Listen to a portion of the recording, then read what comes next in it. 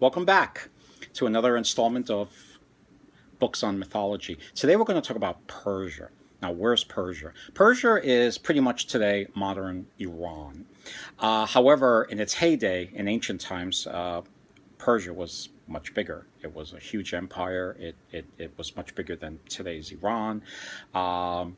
They had kings named Darius and Xerxes and Cyrus, and at one time they were really great, but then they were conquered by Alexander the Great, basically. Um, there's basically several books I have here on Persian myth. I'm going to talk about two that are sort of general surveys. One book that is really good. It's called The Legendary Past, and I talked about this series before in some other videos. This one is simply called Persian Myths, and it's by Avesta Curtis. This is a wonderful little book. It's thin, it's concise, it gives you a little bit of everything, and don't be fooled by the length. It's got a lot of information here. If you want something a little thicker, then there is, again, another series that I've talked about a lot, Library of the World's Myths and Legends, Persian Mythology. This one is by John R. Hinnells. I bought this book many years ago. Look at that back. Isn't that great? This is typical Persian art. What I liked about this book is that not only does it talk about mythology, but you got to remember that just like in Hinduism, where there's a lot of myths and legends, but it's still a living religion. There's still a living religion associated with Persia, and it's called Zoroastrianism or Zarathustrianism. Okay, so it has myths and legends, but it's also a living religion. It's a very small religion. There's not too many people who practice it. In other areas, like in England, and India, I believe they're called Parsis. As another name for Zoroastrians. It's based in part on a prophet by the name of Zarathustra. Zarathustra is his Persian name. Zoroaster is his Greek name, and the religion is Zoroastrianism. And what's really nice about this book on Persian mythology, not only does it talk about the myths, not only does it talk about the myths and legends, but it kind of gives you a little feeling for the mysterious religion of Zoroastrianism, which a lot of people don't know much about. It's a mysterious religion. There's a lot of stuff that you ask somebody what it is, and they'll tell you, oh, don't those guys worship fire? Well, not exactly. It's probably simplistic, but there's some terrific little pictures here too. This is a young girl who's undergoing a special ceremony in the Persian religion. Persian religion is really very interesting. It's based on a dualistic approach to the universe. The universe is broken between good and evil. The god of the good is it's an almost monotheism, but not quite.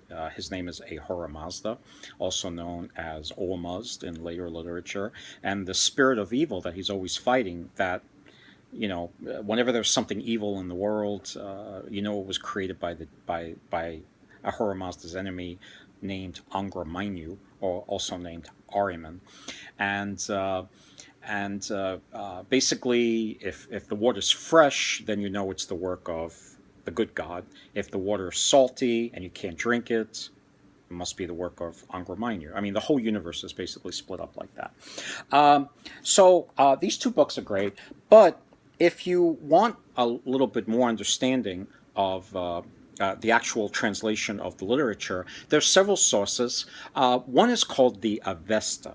The Avesta is basically the Bible of Zoroastrianism, and it contains several sections, and it has stories in it, just like the Bible has stories. The Avesta has stories, and one terrific book that I found many years ago is this book. This book helped me a lot. It's called An Introduction to Ancient Iranian Religion, and the subtitle is Readings from the Avesta and the Achaemenid Inscriptions. I don't know if you could see that And it's the writer, the translator and the scholar is named Malandra, and that's a picture actually of Ahura Mazda, the great god, the main god that they worship, uh, and this has English translations of some stories and hymns to the gods, so you learn about the gods such as not only Ahura Mazda but Mithra and Advishara Anahita and their own pantheon of gods. So this book is really helpful. Now the next group of books is really just one book. The Persians have an amazing epic, okay, and it's called the King Book or the Book of Kings, and in Iranian, it's called Shahnameh, and it is an absolutely riveting epic. It's very long, so I have one version here. Yes, it's this big, and so here it's there's a lot of versions. I mean, you go online, you go to Amazon. There's all different versions of Shahnameh. Some are long, some are short. This one is it's not a 100% complete translation, but it gets pretty damn close. The Shahnameh was written by a great scholar by the name of Firdowsi, and this translation is by Dick Davis.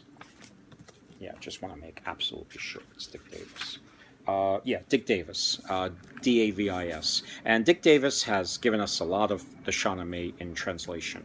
And so if you really want to tackle the Shahnameh, you can go with this one by Dick Davis. It's probably out in paperback now. It might be digitized now.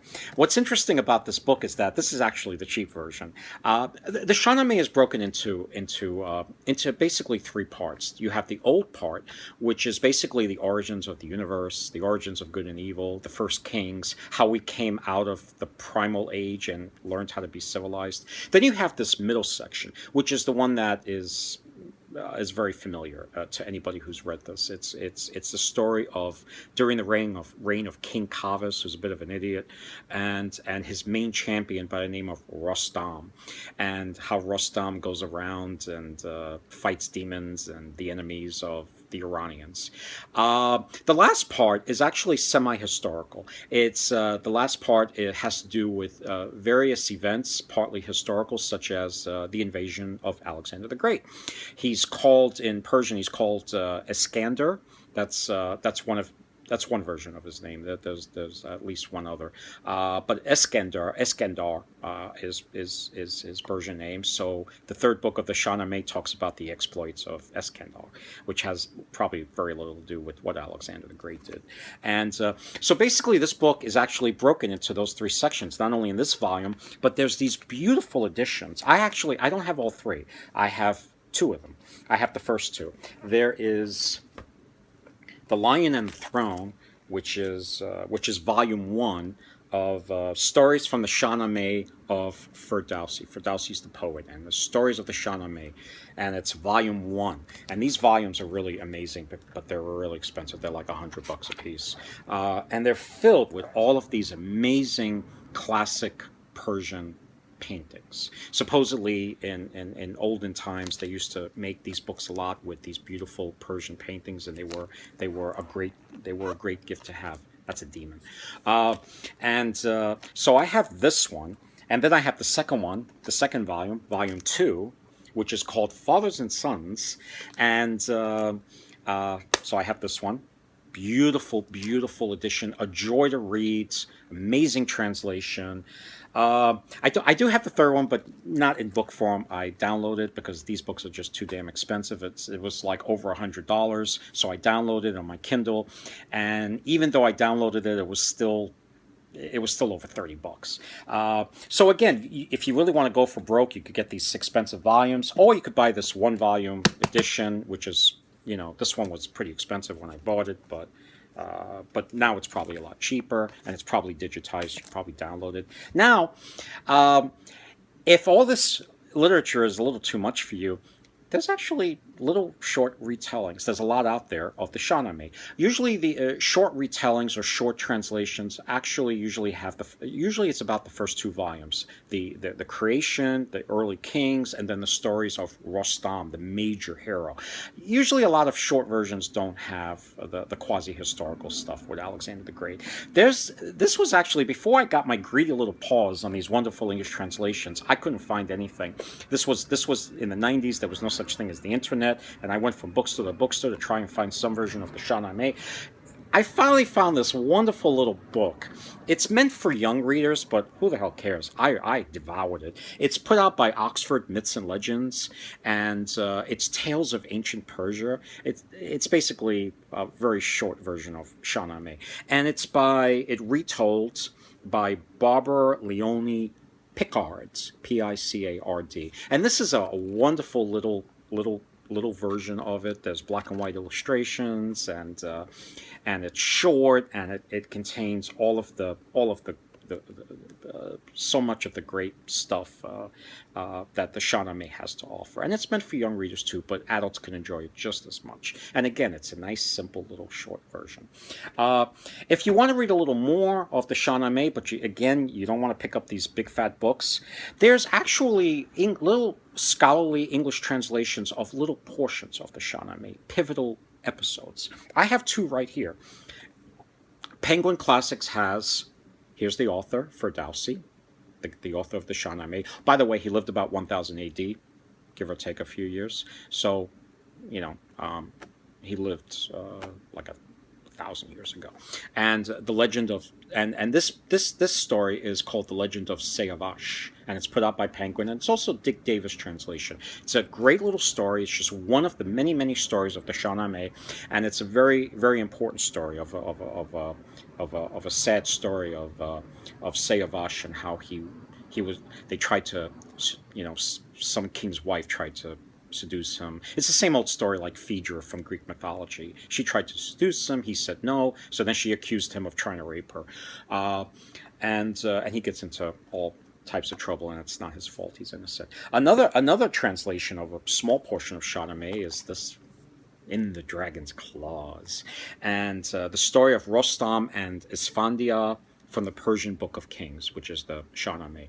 And this translation is by Clinton, a person named Clinton. Again, short, great story. This is actually a pivotal battle between the major hero Rostam and his enemy named Isfandiar. And it's a very sad story in many ways, because they're both very proud, noble, virtuous heroes. They shouldn't even be fighting, but due to various circumstances, it was a trial due to honor, and they were forced to fight against each other. So basically, that's all I have of Persia. If you want a shortened list, like I sometimes do at the end of my video, I would say go with either, if you want a general survey, these two books I mentioned, one or both is fine, and then go to the Shahnameh. You can go to one of these little versions. There's probably many more out there, but I happen to have this one. Or you can tackle the big fat one by Dick Davis. And that's it. That's all I have to say for Persian mythology. Until next time, happy reading.